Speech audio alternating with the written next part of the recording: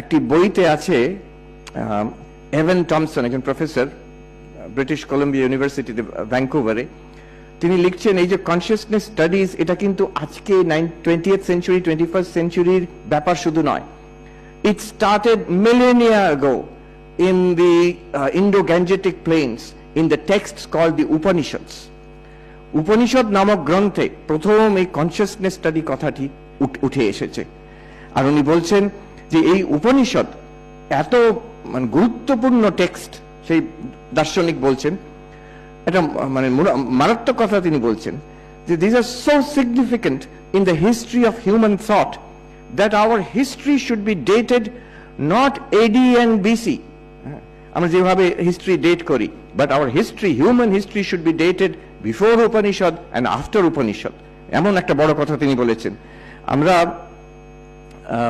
আমরা তো সাহস করতে পারি না, দুঃসাহস করতে পারি না, কিন্তু আমি বলি যেহেতু সাহেব বলেছেন তাহলে ঠিক।